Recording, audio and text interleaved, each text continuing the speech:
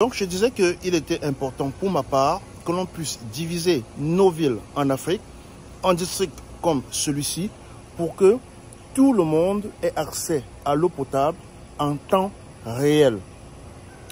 Pourquoi est-ce que j'insiste sur le fait que tout le monde ait accès à l'eau potable en temps réel? Parce que lorsqu'on divise une ville en districts avec des petites stations comme celle-ci, il y a ce qu'on appelle une autonomisation. Donc la station est déjà autonome en énergie électrique et elle ne sert qu'à fournir de l'eau à une population bien donnée. Mais l'autre avantage, c'est que comme ces stations ont tout le principe d'interconnexion, donc elles sont toutes connectées entre elles, une station comme celle-ci, elle est prévue pour 15 000 personnes en fait, mais sa capacité de stockage est pour 32 000 personnes. Ce qui fait que si une station voisine a un problème, celle-ci va leur fournir de l'eau sans problème, sans que la production ne soit affectée à n'importe quel niveau que ce soit. Donc, vous allez me dire que nos villes sont déjà bien construites, telles qu'on ne peut pas faire passer les tuyaux. Oui, les nouveaux quartiers, on fait, dans ce type de programme, on le fait de manière progressive. On impose à ce que tous les nouveaux quartiers aient ce genre de district. C'est-à-dire qu'on déconnecte les nouveaux quartiers des grosses stations que nous avons. Donc les nouveaux quartiers sont faits avec des stations comme celle-ci. Et donc de manière progressive, la grande station va alimenter les vieux quartiers et on va installer la tuyauterie dans les vieux quartiers de manière progressive en faisant à ce que les nouveaux quartiers soient déjà bien servis et sans problème.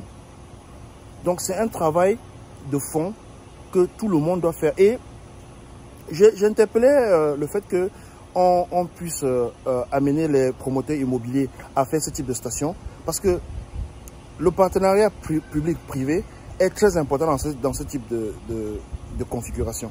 Je vais m'expliquer de manière simple. Vous voyez ici, cette station tient sur 500 mètres carrés. Alors, celui qui a développé, l'agent immobilier, c'est-à-dire que le propriétaire du terrain dans cette zone qui a développé cet endroit, qu'est-ce qu'il fait? Ici, qu'est-ce qu'on fait? Quand un agent immobilier veut développer un coin, il prend un terrain comme celui-ci, une portion, dans un terrain de 500 mètres carrés ou 1000 mètres carrés, il le met en vente. Maintenant, des propriétaires, des gens qui ont de l'argent viennent, ils achètent pour la station de traitement d'eau. Donc, quand vous venez acheter, on vous dit c'est pour faire la station de traitement d'eau. Donc, quelqu'un vient, il achète, il investit sur la station de traitement d'eau comme celle-ci et il passe la tuyauterie dans tout le quartier. Vous voyez, voilà le quartier derrière moi. Donc, il passe la tuyauterie partout dans le réseau. C'est-à-dire que si la personne a, par exemple, ce terrain tient sur environ 70 hectares. Donc sur les 70-80 hectares que ce terrain tient, il passe la tuyauterie. Lorsque les bulldozers viennent faire les routes, lui met les tuyaux. Pendant que les bulldozers font la route, lui il met les tuyaux. Et il vient les connecter. Entre temps, on a conçu la station que voici. Et quand on a fini de construire la station, on vient connecter tous les tuyaux à la station ici.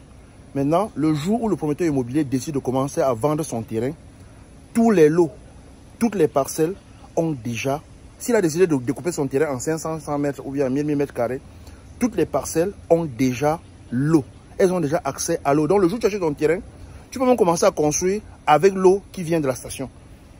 Et donc ce promoteur, quand il le fait, il se rend compte maintenant, il se rend donc à la mairie ou bien au ministère de l'Environnement qui lui donne donc l'agrément pour cette station et il recrute une entreprise ou bien un spécialiste de traitement de l'eau qui a l'autorisation pour opérer une station comme celle-ci. Et on fait donc cette opération, on fournit les factures au client. À la fin du mois, on lui reverse son argent. Et lui n'a aucun problème. Et les populations n'ont aucun problème. Simple comme bonjour. Partenariat gagnant-gagnant. Les populations ont l'eau.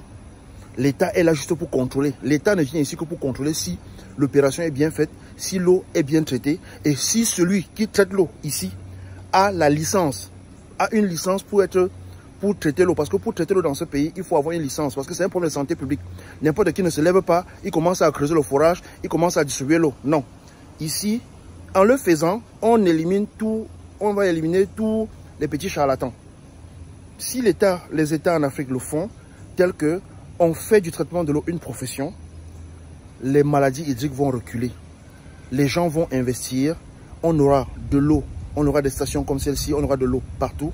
Les maladies hydriques vont reculer et tout le monde aura de l'eau potable. l'État ne sera là que pour jouer le rôle de gendarme. C'est tout. Celui qui a investi pour construire cette station, il rentrera dans ses fonds après 2 ou 3 ans. Et tout le quartier continuera à avoir de l'eau potable.